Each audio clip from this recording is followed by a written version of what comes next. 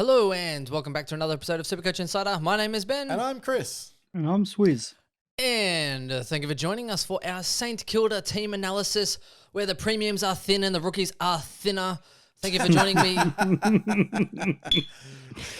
That's amazing. That was good. That was a great intro. But seriously though, And the talent is super. Steele and Marshall aside, and maybe the possible breakout of Clark, I mean, what the fuck have they got going for them? So, and I do like the Saints, and I thought they'd had some great prospects at the top 8, but when you look at their list, it's like, how are they winning games, mate? I have no idea. Anyway, that's where we are, and that's how we go. Now, let's have a look at their little fixtures to start with, but before we do, SC Insider 100, you can find us on Facebook, Twitter, Twitch. You can also look us up on any audio platform, so Spotify, SoundCloud, Stitcher, you name it, and on the YouTube. Just search for us, Supercoach Insider. You'll find a channel with our ugly mugs on it, and as well as Swiz's ugly mug, but not tonight because stuff him. Swiz, let's talk about the opening draw. You reckon that's pretty soft? Oh, well, it's soft if you're another team bar St Kilda.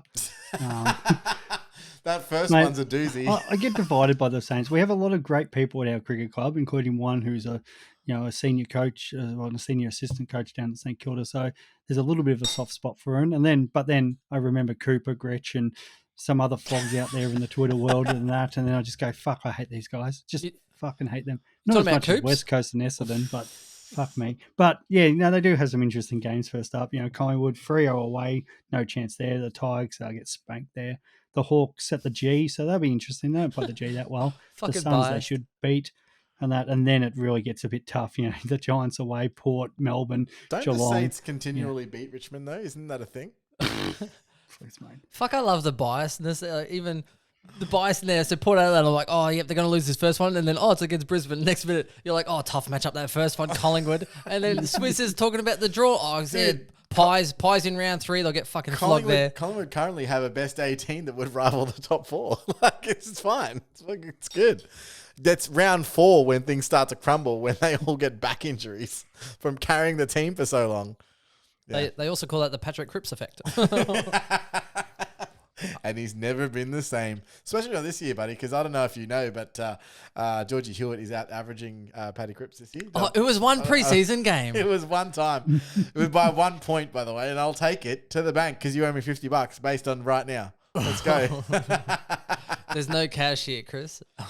Cash? No cash. No cash That's here. true. We do have some nice little scotch here that we might break out, but we're on the old Burleys again. For those playing at home, we're recording at the same time. Shane fucking Milroy. I do believe legend. we're going to be going on to. Whoa! Sorry about that. That was a little bit violent there, but the old Japanese. Yes, getting into a little bit of this Single malt. So I think that might be on the cards. What do you think I should go, boys? Should I stay with the mojito or should I go the Fijian rum? I think you should go for the Lions. I have a great story about Fijian rum. It started with the first time I ever drank and ended up in a bowl somewhere around a toilet. So yes, good old Fijian rum. It always works. Does the job, that's for sure. Yeah, right. Okay, so let's have a look and go straight into the premiums because it comes no higher than Jack Steele, 685K. It's a pretty price. It's a heavy price to pay if you can't want. even read. So good. How do you expect him to fit inside the building? Okay, so he played 22 games, averaged 126. Yes, I know. I'm trying to have nerves of steel. Average 126. Now, the back end of the year, though, the last 7, 135. He did dip at a nice price point, had a few low games so people could jump on him. I think it was it about 570 or 560? Yeah, he got just below 600 and went, ooh, you're in. And then everyone was on there. So apparently he stand out on the track over the summer. It's the usual. What was it? Running on top of the grass, burning up the track. All of the expletives. Pretty much. Man now, of Steel. Here's the one thing that I will say. For Steele, he had, I think it was the most 150 plus scores out of anyone in the competition. He had 5 scores over 150 last year. That's pretty good. That's not the one reason why I'm picking him though. What is it? Is it the new rules, the tackle? It is 100% that.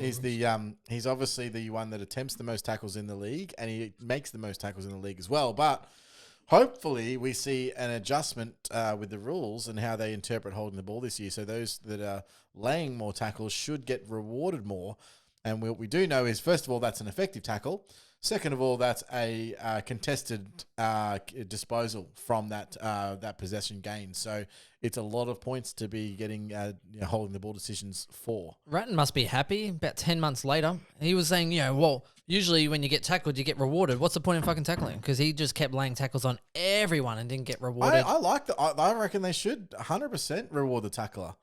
It's going to hopefully mitigate people playing for a large percentage of people. When they get wrapped up, they know they can probably get rid of the ball, but it's not going to get rid of it to an advantage situation. So they try and hold the ball and try and develop a holding the ball a ball up situation. I agree. I get rewarded for my tackle daily. Swizz, what do you think? No, I disagree. I think it should reward the ball winner and that friggin' let the players try to break lines and move the ball on. But Jack Steele. Wow. Patrick Cripps. Yeah. Oh, not him. Jack Steele. Yeah, I've had him in and out. I love the new tackle rules. This guy's a tackling machine. We said there's some good games for him early. God, the hurt factor for him is amazing. Because when this guy goes, as you boys pointed out, the 140s above are just, it's like from around 11 last year. 154, 140, 126, 132, 154, 149, 145, a 109, a 158, and a 155. That's sexy. It's just, if this guy's going, you want to be on him. So I really don't like the fact if he's not in my team. So he's a big possibility to start. He's an interesting one. Are we choosing Jack Steele or Jack Macrae if you could only have one? I'm probably going Steele because I think Macrae's a little bit more capped these days with their midfield with Treloar, Dunkley, Bont. You still got Hunter through there, Bailey Smith if he gets his head right. I agree. I mean, realistically, you're looking at Steele to get all 3,300 points. That's on offer for that's St Kilda in a nutshell. Yeah. Sorry, St Kilda fans, but you literally have one player and he's come from the GWS.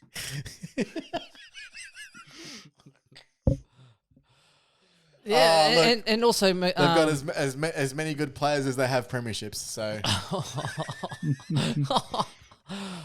Heater Shaw, shout out to you.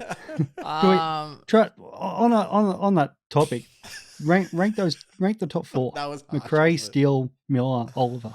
Ooh, well, I personally, I'm with you. I think Steele's the best. I would go Steele, Macrae. Who was the other two? Tuke and Clayton. Oliver and then Tuke probably. See, those last two are really hard because just so people playing at home are aware, then they probably are, but Tuke was the second on that list in terms of tackle attempts and tackles made. So you would expect him to get a bump. But Clary is just that guy that, first of all, he's very consistent most weeks, and then he plays Gold Coast or he plays St Kilda. And he just Adelaide. Goes insane. He turns into beast mode 7.0 and drops a 200 on you. And you want to be on Clary when he's doing that. How'd that feel last year, Chris? Oh, it didn't feel good. You said, I've got to get Clary, and then 2 weeks later, I've got to get Clary. So, yeah, I mean, look, I think Death by 1,000 Cuts is probably more the Tuke style. But, one Steele for me, two Macrae, and then for that reason, I'm probably going hurt factor. I'm going Clary and then Tuke. See, I'm going Steele, Clary, Macrae, Tuke. Oof. See, I was looking at fading Really? Macrae as well. It's one of those funny ones because is price a factor here, guys? I just think he's more capped. Like Macrae, you know what you're getting out of him. He's going 120 to 125 every week. Don't you just love to pay that though? Yeah. I don't know. I'm still concerned that when he was, when they had a full complement, right? So they were looking at playing in wing, and I think the faster kind of style of play does help him because they look to get it in his hands. But when you look at Treloar coming back in, Dunkley coming back in, those two guys missed quite a lot last year. The year before that, he started on the wing, didn't average very well, and then sort of was playing more outside. You know what I mean? So it's one of those ones for me where it could be the times are changing as far as getting, and you also have bloody Bailey Smith. Yep. Coming in. Baslenka coming into that fold as well. So it's one of those ones, and then Liberatore can only play one role. We already know that, whereas at least Macrae can. He's a lead at it as well. Macrae can be. He can be flexible. Pinch hitter, And they can't be selfish at the Dogs because they have so many of them, and we haven't even spoken about Bontempelli. Like, it's just ridiculous. So I think for me, 70% forward this year. Bont. I don't know. It's interesting. What do you think about that? Do you think Steele's number one though? For that I like reason? him. I haven't had him not in my side because of their soft draw and because of the tackling numbers we were speaking about. Yeah. I think he's a great pick. So for draft, is he going pick one, guys? With captains, it's tough. Who's going pick one? Because that's really interesting in draft. I've seen Grundy's been going. These drafts that I'm in. Grundy, McRae, and Steele, I think, are usually around that top 4 picks, give or take. I personally would take Steele pick one. In my opinion, I think he's got a scope for upside. We've already seen what he can do with a scope for upside. Like, I think he's underpriced. I think this year's probably he's going to be his biggest year personally. So for me, Jack Steele is a must-have. If you've got him if you've got number one pick, you're picking him. And if he slides to you, you've got pick 2 or 3. Mate, you thank your lucky stars that they pick someone else who's probably not going to perform as well. Yeah, if it's so the two, sorry, mate. You go. The 2 drafts that I've had in at the moment, which is standard drafts, he's gone pick 3 in both, but he's been the second taken midfielder with one of the rucks going before. And who was the first? What, McRae? Must have been. McRae was the first both times. See, like, I mean, don't get me wrong. I'm not going to have 2 words bad to say about McRae. I just think, like you said, McRae's not necessarily a cap, but we've seen what McRae can do. That's it. Where he's at is where he's going to be. I just think that Steele potentially has another level, personally. So it'll be interesting to see how he goes this year, but I'm all on the Steele train. Toot, toot. And you got to remember, like, toot, toot. Again, exactly what you just said. Or tuk. Western Bulldogs have that points they've got to share. Now they have more points to share because they actually are a winning team, unlike St Kilda. However, who else is taking points from Jack Steele?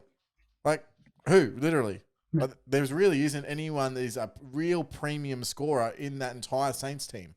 So I suppose that leads us into the other premiums in a nutshell.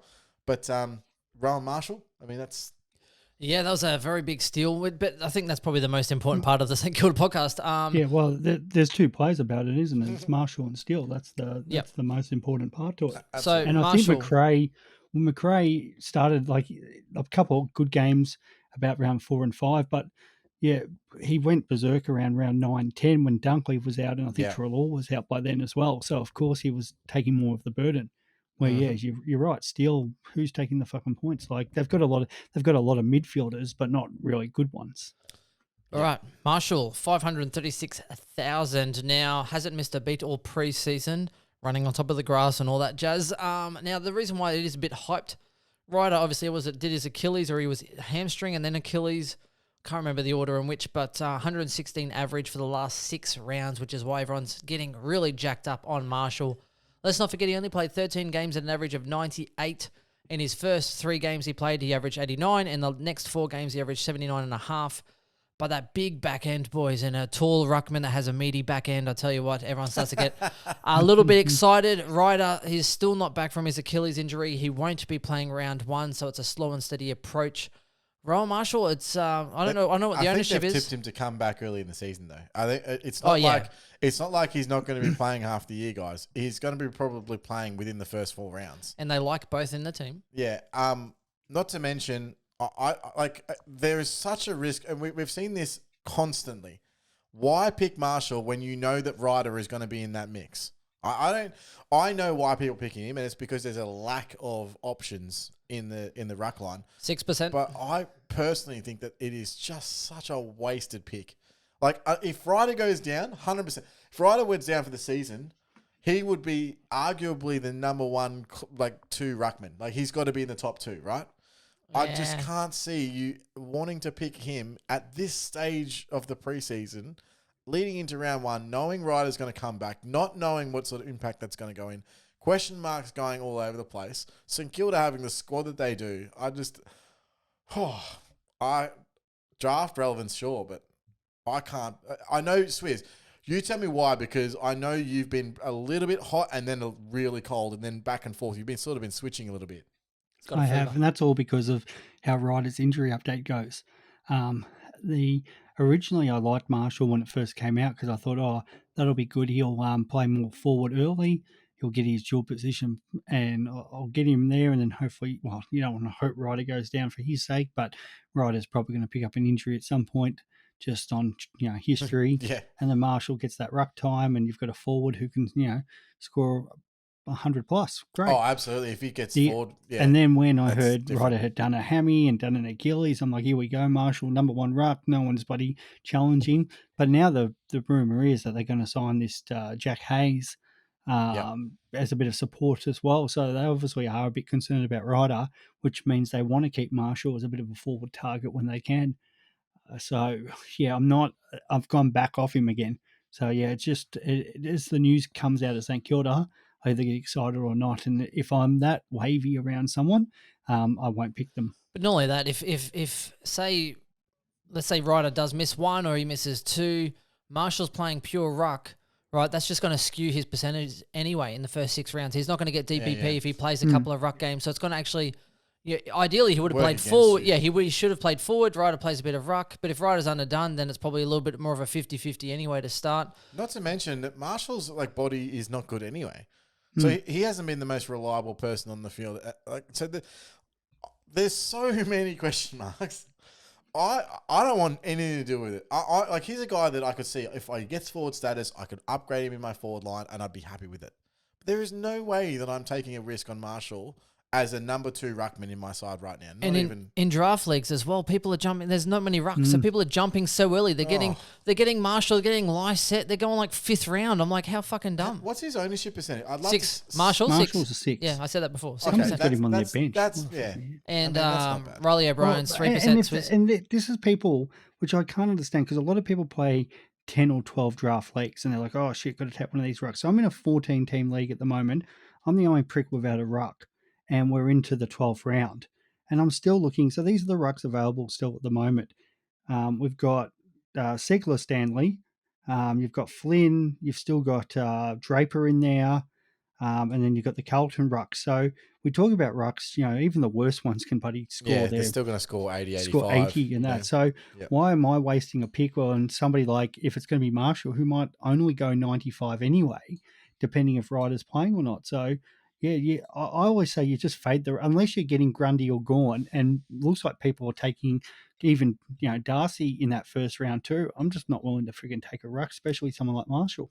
I think we've been blessed with Grundy and Gawn for so long that we forget how injury prone generally rucks are. Someone like even Sean Darcy, and we spoke about this a little bit on that pod, is the only other one that I was on, by the way, guys. It's seriously okay, he's just going to get injured again. And I don't think he's ever played a full season ever. And he's always got something. He might have a stress fracture, or he might have something on his foot or whatever. There's always something with Darcy. We've already had an injury scare in the preseason with Darcy. And yes, I think he's going to play round 1. But I guarantee you by round 5, we're already talking about trying to manage Sean Darcy. So outside of Gawn and Grundy, who have been fairly reliable for games played and total points scored in Supercoach, there really isn't much else. I was on Twitter today, people were saying how reliable Nick Nat is after he played every game last year. I'm like, have you not seen Nick Nat's last 7 years of games? Just take a chill pill and don't come at me with this stuff, all right? So, it's crazy. So rucks obviously just get injured, and we just need to be aware of that. There's only 2 positions on the field, plus a R3 that's supposed to be a bailout in case of emergency.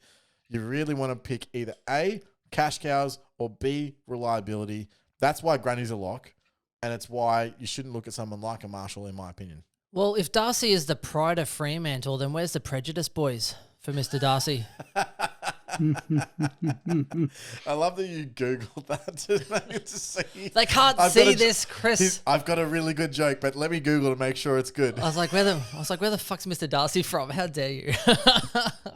Good off the cuff, it's always coming. All right, so I think the only other relevant player in terms of standard is probably Jade Gresham, if we go right down to there. Hunter Clark. People are jumping on Hunter Clark, 400,000. Here's why they're not. Because Caulfield went down with a what was he was a major injury, right, Swiz? What was Caulfield's injury? I think he had the black lung, didn't he? Caulfield. I got the black lung pop. He was coughing out in the field. Talk to me in 30 years. Got the black lung pup. He had the ACL, mate. Yeah, he's done. Chris, you're an asshole. Sorry. Don't joke about Caulfield. Why did I join in on that? I should know better. That's good. So I really do unfortunately think that is the end of Hunter Clark discussions for this season, and we should just stop talking about it. I don't think he's going to have the year of the midfield like we all hope. And you got to remember, unfortunately, St Kilda thinks that they have a whole bunch of good midfielders. Brad Crouch. Did you guys watch that awesome? I thought it was awesome. The documentary on Amazon Prime for for AFL. What was it called? Making Your Mark. Wasn't it? It was awesome. And to see Brad Crouch get ripped a fucking new one. Oh, by the Adelaide coach. Yeah, basically, if you're not going to run two ways. Yeah, if you don't want to defend, mate, I don't even know why you're here. Yeah, we'll work out somewhere to send you next minute he wants to trade. Brad Crouch is getting out. I think it was released during the trade period. Anyway, we need to round out our train. So Gresham, sell me on Gresham. Now, when we look at his price point, the Gresh is $299,000, so he'll give you a $1,000 rebate on a $300,000 investment. Fully training, ready for the preseason games. They're easing him in. He played a partial game, I think, in the trial game, and they are now ready for a full game, I think, against the Dons this week. Swiz, are you on the Gresh train, or if he plays well this weekend, could you be sold? No, I haven't been on the Gresh train at all. I have been partially on the Gresh train. I had him in my first team, and then I went cold on him when I think he got a little bit of a setback in the preseason, and then it's only now that I think he worked back to full fitness, and then had a setback, and then now he's only just working back again from that setback, which was a bit of a red flag, to be honest, to begin with. He's also the most expensive of those sort of 250 to 300k forwards, or 200 to 300k forwards that we're looking at. He does have scope to average well enough to be a stepping stone, but I'm not necessarily sure he's going to be a keeper. And then it's his role. So because of the setback, did they say, oh, look, his body's just not there for midfield? Because he's, in my opinion, the best attacking midfielder on the Saints list by a long shot. But if he's playing half forward or out of a forward pocket for a lot of the game, you're not going to see that, and it's going to be completely wasted pick, and he's not going to make you any money. So, well, when he has that role, remember we used to make fun of Gresham. It was 50 or 100, 50 or 100, 50 or 100, which kills your cash gen anyway. So he needs that midfield. It's night and day. It's ridiculous. So I need to see incredible improvement over these preseason games, and I need to see the role guaranteed, locked in stone. I need to see the coach talking about it. Full game in that role. Has to have everything. Not necessarily full game. I don't mind if he switches forward, but I need to see him 70%. I meant playing a good chunk, yeah. And this is the same thing I want to see with Heaney. I haven't seen it yet. Again, Heaney's playing midfield. Heaney's doing all this for fuck off. Heaney comes out last week and plays 60% mid. Maybe. Fucking classic. It's the same as every other year. And no Mills. No Mills either. Yeah. I know we're going to talk about that on the next pod. I've just got actually a mate messaging me while we're actually doing this pod. He's just asked me, what's your thoughts on Gresh? And he's fuck Heaney and that. I'm not buying into the hype. So to Pondy, who does our Parkfield podcast, I'll give him a big shout out. But yeah, live messaging here about Supercoach players, which is awesome. I love it. And that's the one person I'm actually considering taking Heaney down to Gresh, depending on role. It's seriously going to be dependent on the next couple of weeks. Or Heaney to Rao, with plenty of other options we spoke about as well. That allows me to do that, to throw Rao into midfield. Boys, we could talk about Gresham all day, but I digress. We need to move on. The next one. Now, what if I could tell you, you could own a former top 6 midfielder for $255,000? Is he going to play more than one game? Well, he played 2 last year at an average of 67. So now here's the thing. That should be the overs-unders bet with someone. How many games Hanbury I reckon he plays 5 or more, Chris. I like his game if he gets the role. I picked him up, 2 years ago in the back end as a Hail Mary pick. And he averaged 100 over those last 3 games. But the problem with Hanbury, obviously we're talking about Hanbury, right? Yes, mate. Okay. It's a high-reaching brand. Outside of his, where is his body at? Because if he's not an elite runner, he's literally nothing to anyone. That's his only skill. He really isn't a great kick. He's not a great at a contested ball. His real strength is getting on the outside and his spread from the contest. So if he doesn't have that, what the fuck does he have? So Pre-season, apparently he'd chun all the pre-season, but on modified, so slow and steady. F1 was because of No, you're right, man. Slow and steady, right? They're easing him up on minutes, so it looks like he'll probably start to play a little bit of games. Now, I don't know if that means he'll come out round 1. I think he'll probably miss. I think they're ramping him up, but it's a slow and steady approach. Now, for really deep draft leagues, this is someone who you could pick up and waiver, right? If bench waiver, right? So here's the thing. He might not even be bench, if I'm honest. But yeah, well, he is on field or... No, definitely not on field. Okay, right. Okay. Might leave him in a 12 keeper league. But if you're playing in a 12 to 16 league, right, I reckon you could easily cherry pick this Hannah Berry, and I reckon the fruits are for the picking, boys. One is interesting in draft leagues. He missed it, Swiz. Sorry, well, mate, I'm not done talking about Hannah's. Oh, here. sorry, mate. You're going to actually go. I said cherry picking. I thought you were going to pick up Nick Caulfield. The fruit. Oh, no. There's fruits to be had, cherry picking, and you fucking move on. No, Yeah. mate, I'm just going to bag out the Saints. Imagine picking up a guy for 4 years with a trigger for a 5th, and his triggers to play 50 games. You're paying him $800K a year, and he's played 13 games. Well, it's play him called every game, guys. Okay, so well, fair enough. Maybe not many games he's played. Is that but- what his? Do you know if that is his trigger? Or Well, I'd what love to know about what a trigger Boyd from GWS? Number 1, lots of money paid there. Who's the At least he Schnozzenberry got a from flag. Collingwood? Yeah, that's Yeah. true. is? That's right. And he should have got a Norm Smith as well. Schnozzenberry from Collingwood came good though. I can't really complain. Schnozzenberry. Yeah, looked like Adam He's- Sandler from that he's- movie with a big schnoz. I have no idea what you're talking about. Can I say? So yeah, Hannah's. Sorry, you go, mate. No, mate, that was it. I was just bagging him. But in the draft, actually, a lot of people aren't touching him, so he's not a bad one to throw on your bench. And then if he was to play, he should score reasonable. But the problem is how many games you get out of him, as we talked about. Yeah. Now I think it's Long, I believe, is playing quite a lot of 7th man defender in the Saints backline. So he's one that I'd look to pick up on in a draft. I'm not sold on him at all in standard, but you know what's funny? He could come out in these 2 preseason games like he has in the last couple of years, absolutely hammer out a couple of scores and be like, oh, he's 243K. Maybe Ben Long's going to be a good pick. And look, he actually might be. I'm not a huge fan of him, but I just think maybe one to keep an eye on in these preseason games. Maybe a bench option in drafts. But obviously with Caulfield out, there is a spot there for a defender, and that could be Ben Long. So A bit of a long shot.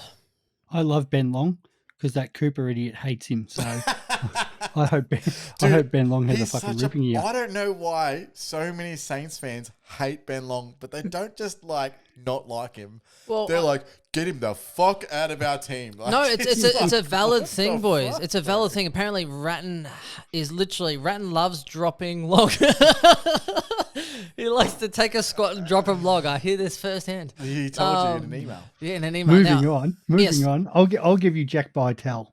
Yeah, I don't mind He's it. played 16 games. Good player. I think he was picked 40 odd a couple of years ago. Easily their second best mid. 21 years old, 189 centimeters. I think he's a real draft smoky. Either way, I had a fucking fire call and you didn't fucking laugh about it. Thanks, Swiz. That was fucking on fire. Did you hear what I said? No, I didn't hear you, mate. I said he's easily their second best mid. And you're not wrong. All right. Actually, Hunter Clark is their best. Is their second Yeah, best so mid. Hunter Clark, defender mid in draft leagues, boys. I'm actually optimistic enough for him to go 80 plus. I'm not going to be going crazy amounts of him, but would you pick him up at an 80 plus average, Hunter Clark? He won't make it that far. Someone will pick him at overs for sure, but People aren't picking him at the moment. I think he just went in Hunter my draft Clark? around that. Yeah, I'm serious. Bullshit, I'd get him. He just went there in the 13th round in a 14-man draft. Yeah, that's pretty low. that is late. Okay, and the next one I have is a smoky as well for draft leagues is Jack Billings. Now, Nah, avoid. No. no, Playing forward, mate. Yeah, exactly. So I'll pick him up. 6 weeks time, he'll probably average you 88 as a forward. What, 88? Yeah, 88? yeah, Jack Billings. First of all, they've got to kick goals. Oh, 88? What have you been smoking, bro? Fucking hell, I'm glad you're back, He'll Chris. be lucky to average 70 at best. I'll take 80. I'll take unders and overs on 70. Let's go, run.